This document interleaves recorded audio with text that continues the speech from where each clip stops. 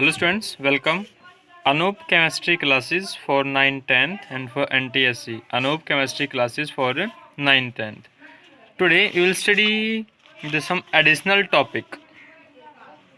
आज हम कुछ एडिशनल टॉपिक के बारे में ही स्टडी करेंगे, ठीक है, जो अपनी बुक्स में नहीं होंगे।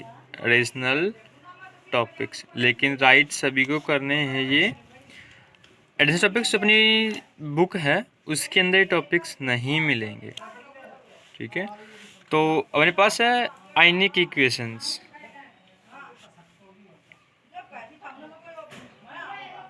आयनिक equation, what are ionic equations? An equation which contains not only an equation which contain not only atoms and molecules, मतलब एक ऐसी रिएक्शन जिसके अंदर केवल क्या नहीं हो, एटम्स और मॉलिक्यूल्स ही ना हो के क्या हो, बट ऑल्सो कंटेन्स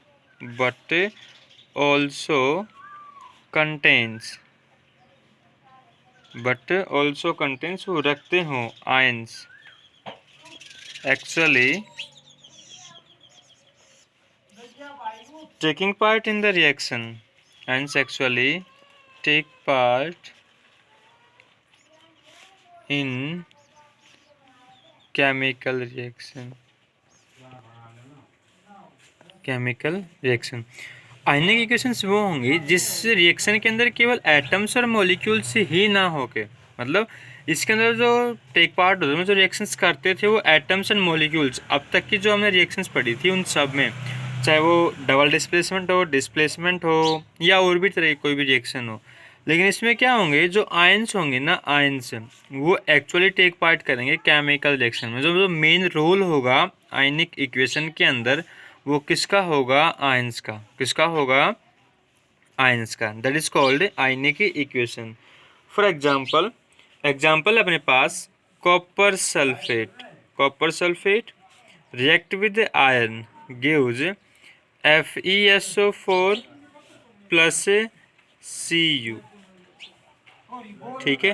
अब देखिए यहाँ पे Cu2 positive and Fe2 positive, copper और आयरन इनके ऊपर आयंस है, दीज आर आयंस, ठीक है। जो SO4 2 नेगेटिव है, SO4 2 negative, that is called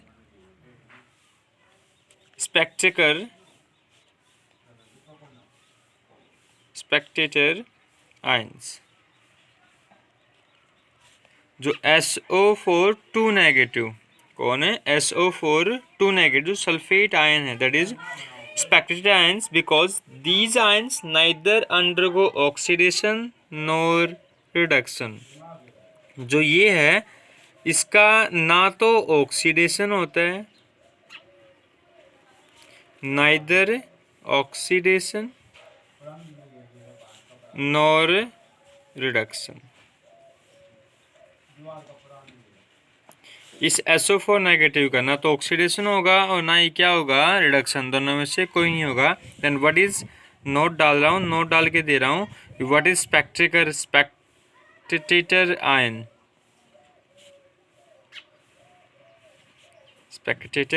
ion, notes में डाल रहा हूँ। Chemical reaction, those ions which are present in both sides, those ions which are present in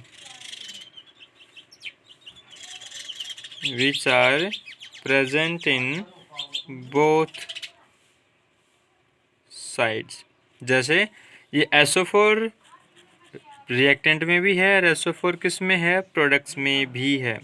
तो इन बोथ साइड्स, मतलब रिएक्टेंट में भी होंगे और प्रोडक्ट में भी, that is in reactant side as well in product side, and do not take part in chemical reaction and do not take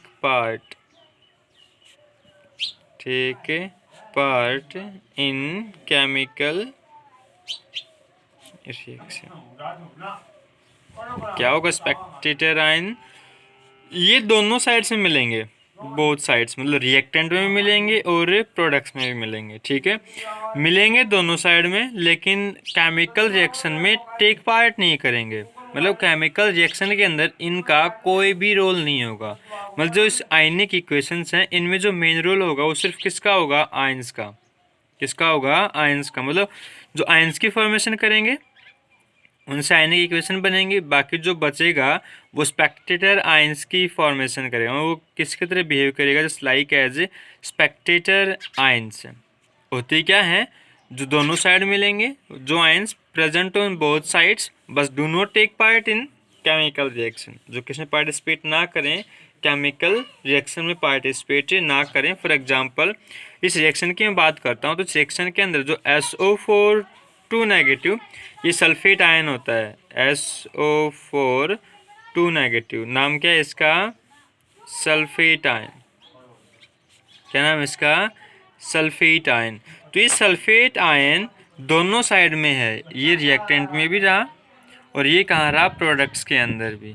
लेकिन इसका देखो आयंस में, यहाँ पे भी SO4 2 नेगेटिव था, यहाँ पे क्या हो? SO4 2 नेगेटिव ही रहेगा। तो मतलब इसका यहाँ पे कोई भी मेन रोल नहीं है, सिर्फ एक्सचेंज हुआ है कि पहले कॉपर के साथ था, अब किसके साथ आ गया? आयरन के साथ। सिर्फ जो मेटल थी वो मेटल की डिस्प्लेसमेंट हुई है, ठीक है ना। तो इसका मेन रोल नहीं है, that's why it is called Spectator ions, ठीक है। Now balancing of ionic equation. अब हम बैलेंसिंग करेंगे, balancing of chemical equation. Chemical नहीं, आयनिक इक्वेशन, सॉरी, आयनिक इक्वेशन। अब आयनिक इक्वेशंस को याद करने से पहले आपको प्रत्येक एलिमेंट्स की, किसकी? प्रत्येक एलिमेंट्स के ऊपर चार्ज पता हो, चार्ज या फिर उसकी वैलेंसी पता हो, ठीक है। एलिमेंट्स की अगर आपको वैलेंस या चार्ज पता हो तो आप इजीली आयनिक इक्वेशन को बैलेंस कर सकते हो। For example Cu copper plus Ag positive gives Cu2 positive plus Ag, ठीक है। Cu plus Ag positive gives Cu2 positive plus Ag। देखिए in this equation the number of atoms of each element on the two sides of equation is same, Cu1 Cu1 Ag1 Ag1। मतलब total mass है वो same है, difference किस में है? Charge में। यहाँ पे Cu है तो यहाँ पे क्या है? Cu2 पॉजिटिव, ठीक है। अब हमें क्या करना है? चार्ज को बैलेंस करना है। The charge on LHS, charge on LHS, left hand side में जो चार्ज है, charge on LHS, left hand side में जो चार्ज होगा, कि यहाँ पे लेफ्ट हैंड साइड में जो चार्ज है इज +1। कितना है?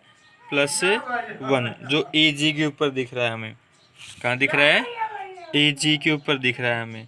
जो LHS के अंदर जो चार्ज है, कहाँ पे? LHS के अंदर जो चार्ज है वो हमें +1 है, और +1 में जो चार्ज होगा, जो Ag के ऊपर चार्ज हमें दिख रहा है वो +1 है। कितना है? +1। उसके बाद देखिए वाइल चार्ज ऑन RHS, और RHS के ऊपर चार्ज है, एंड RHS के ऊपर जो चार्ज है वो कितना है? +2, जो Cu के ऊपर है, दिख रहा है? Cu के ऊपर कितना है? +2, Ag के ऊपर कितना है? +1, ठीक है। Hence for charge balance Ag positive ion should be multiplied by 2। अब देखिए मेरे पास यहाँ पे तो Ag पॉजिटिव है और यहाँ पे Cu2 पॉजिटिव है। अब मुझे चार्ज को बैलेंस करना है, तो चार्ज को बैलेंस करने के लिए अब Ag ने 1 इलेक्ट्रॉन्स डोनेट किया है, तो मैं Ag को क्या करूँगा? 2 से मल्टीप्लाई कर दूँ। क्या कर दूँ? 2 से मल्टीप्लाई। ऊपर देखिए 2 से मल्टीप्लाई कर दूँ, कैसे? Cu plus 2Ag positive gives Cu2 positive plus Ag। इतना किया। अब देखो Cu क्या हो गया? Cu plus 2Ag positive. अब 2 पॉजिटिव करते ही क्या करते ही 2 पॉजिटिव करते ही अब एक सिल्वर एक इलेक्ट्रॉन डोनेट कर सकता है, तो 2 सिल्वर कितने इलेक्ट्रॉन डोनेट करेंगे, 2 कर सकते हैं ना। तो यहाँ पे चार्जिंग क्या होगी, बैलेंसिंग हो गई कि यहाँ पे भी 2 पॉजिटिव था, 1 पॉजिटिव था, 2 से मल्टीप्लाई करते ही क्या इलेक्ट्रॉन्स देंगे, वो 2। और यहाँ पे ऑलरेडी क्या था, 2 पॉजिटिव था। क्या था यहाँ पे, 2 पॉजिटिव था। ठीक है, उसके बाद क्या है कि 2Ag हो गया, यहाँ पे Ag कितने हो गए, 2। तो इधर बैलेंस करने के लिए भी मैं Ag को 2 से मल्टीप्लाई करवाता हूँ। That's a balanced ionic equation. ठीक है, दूसरा एग्जांपल देखिए, Al second Al plus H positive, Al plus H positive gives Al3 positive, Al3 positive plus H2। Al plus H positive gives Al3 positive plus H2। हो गया भाई। उसके बाद है to balance the number of atoms we multiply H positive by 2। H positive यहाँ पे H2 है, तो हाइड्रोजन को भी 2 से मल्टीप्लाई करवाना पड़ेगा। H2 2H बैलेंसिंग हो गई।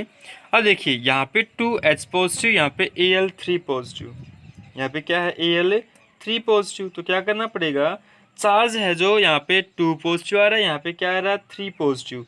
तो इसको बैलेंस करने के लिए मैं क्या करूँ, एल्यूमिनियम मुझे यहाँ पे 3 लेके आना है ना, तो इसको मैं क्या करूँगा, 6 से मल्टीप्लाई कर दूँ, 6H पॉजिटिव। क्या किया मैंने, 6H पॉजिटिव। तो 6H पॉजिटिव करते ही क्या आएगा, एल्यूमिनियम का चार्ज बैलेंस करना है ना, क्योंकि यहाँ पे 6 इलेक्ट्रॉन्स डोनेट कर रहा है, तभी तो पॉजिटिव चार्ज आया। यहाँ पे कितने हो रहे हैं, 3 हो रहे हैं। तो इसको 6 करने के लिए मैं 2 से मल्टीप्लाई करवा दूँ, 2Al3 पॉजिटिव। अब एल्यूमिनियम कितने हो गए, 2। तो यहाँ पे 2 है, यहाँ पे कितने रिएक्टेंट में 1, तो यहाँ पे भी क्या करना पड़ेगा, मुझे 2 से मल्टीप्लाई करना पड़ेगा। ठीक है, प्लस में क्या हो गया, अब प्लस में H2 क्या हो गया, H2 आई समझ में। उसके बाद देखो जो बैलेंस आयनिक इक्वेशन होगी वो होगी 2Al plus 6H positive gives 2Al3 positive plus, अब यहाँ पे देखो H2 था, यहाँ पे 6H है, तो यहाँ पे 6H, यहाँ पे कितने H, 2, तो 3H2। That's a balanced chemical equation, ionic equation. ठीक है, अब ऐसे ही मैं थर्ड एग्जांपल और करवा रहा हूँ, Zn plus H positive gives Zn plus H2, Zn2 positive. तो देखो यहाँ पे मतलब शॉर्ट में लेके चल रहा हूँ इसको थोड़ा सा, जिंक पॉजिटिव, H पॉजिटिव, और यहाँ पे Zn2 पॉजिटिव। तो इसका +1 इसका +2, तो +2 करने के लिए मैं 2 से मल्टीप्लाई करवा सकता हूँ, इसको करवा दिया। तो क्या आएगी, balance ionic equation Zn plus 2H positive gives Zn2 positive plus H। आई समझ में। ठीक है, दूसरे देखो Fe, नेक्स्ट एग्जांपल है Fe plus H positive gives Fe2 positive plus H2। Fe2 positive, यहाँ पे H सिंगल पॉजिटिव, क्या करना पड़ेगा, Fe प्लस 2H प्लस हो गया। उसके बाद Fe2 positive, 2 positive 2 positive plus 2H, तो यहाँ पे भी H2। ठीक है, अब आपको प्रॉब्लम्स पर प्रैक्टिस दे रहा हूँ।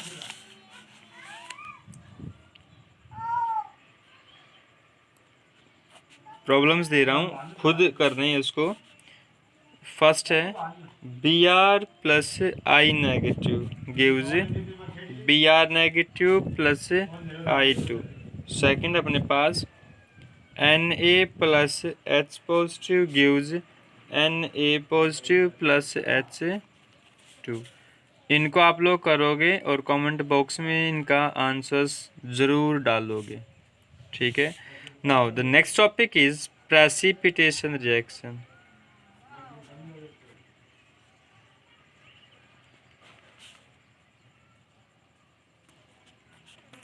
प्रेसिपिटेशन रिएक्शन, ठीक है, कि व्हाट आर प्रेसिपिटेशन रिएक्शन। तो देखिए प्रेसिपिटेशन रिएक्शंस क्या होंगी, नाम से ही कन्फर्म है कि प्रेसिपिटेशन रिएक्शंस के अंदर जो प्रोडक्ट्स आएंगे उसमें solid residue in the form of precipitates बचेंगे। क्या बचेंगे? In the form of precipitates बचेंगे। क्या बचेंगे? प्रेसिपिटेट बचेंगे। तो उन प्रेसिपिटेट बचने के कारण these reactions are called precipitation reaction. These are called precipitation reaction. किसके कारण? क्योंकि हम रिएक्शन करेंगे और रिएक्शन के अंदर जो सॉलिड रेजिड्यू बचेंगे, उन सॉलिड रेजिड्यू के कारण जो सॉलिड प्रेसिपिटेट बनेंगे, उन सॉलिड रेजिड्यू के कारण this reactions are called precipitation reaction. Definition देखिए, those reaction in which aqueous solutions of two compounds, those reaction in which aqueous solution of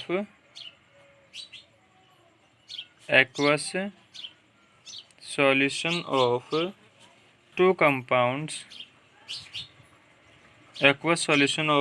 compounds on mixing,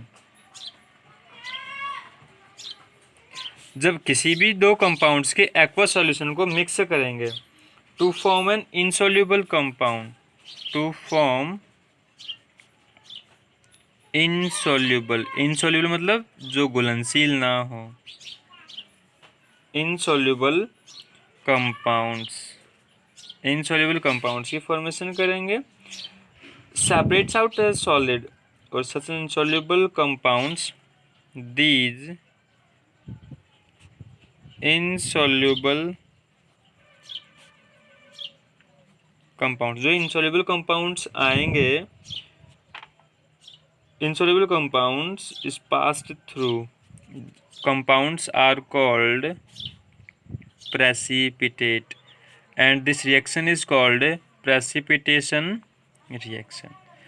Those reaction in which aqueous solution of two compounds, मतलब aqueous दो compounds के aqueous solution को अगर मैं mix करूं तो mixing करने के बाद जो प्रेसिपिटेट बचेंगे, मतलब क्रिस्टल्स की फॉर्मेशन होगी, क्रिस्टल्स की फॉर्मेशन होने के कारण ही, मतलब शुगर के क्रिस्टल्स बनेंगे, जैसे चीनी के दाने होते हैं ना, चीनी के, ऐसे चीनी के दाने की फॉर्म में बनेंगे वो, उनको ही कहते हैं प्रेसिपिटेशन रिएक्शन। क्या कहते हैं उनको? Precipitation reaction. For example sodium carbonate react with hydrochloric acid, then it gives 2NaCl plus H2O plus CO2। तो जो NaCl है, जिसे हम कॉमन सॉल्ट कहते हैं, इसकी फॉर्मेशन होगी precipitation, and this reaction is called precipitation reaction. ठीक है, दूसरा एग्जांपल दे रहा हूँ उसी का ही, calcium hydroxide when react with carbon dioxide it gives calcium carbonate plus water, then the calcium carbonate form precipitate of white colored। कैसे बनाएंगे ये? वाइट कलर के प्रेसिपिटेट बनाएंगे। ठीक है, this is called precipitation reaction. आपके पास जितनी भी डबल डिस्प्लेसमेंट रिएक्शन होगी, double displacement reactions are mostly precipitation reaction. कौन सी होगी? Precipitation reaction. Double displacement reactions में जिसके अंदर आयंस की एक्सचेंज होती है, किसकी एक्सचेंज होती है? आयंस की। तो जो आयंस की एक्सचेंजमेंट है वो सारी किसकी फॉर्मेशन करते हैं? प्रेसिपिटेट की फॉर्मेशन करते हैं। किसकी करते हैं? प्रेसिपिटेट की फॉर्मेशन करते हैं। That's why this is called precipitation reaction. अपने पास और टॉपिक बचे हैं, वो कल की उसमें डालूंगा मैं वीडियोज़ के अंदर, क्योंकि काफ़ी लंबी वीडियो हो गई है। Okay, thank you.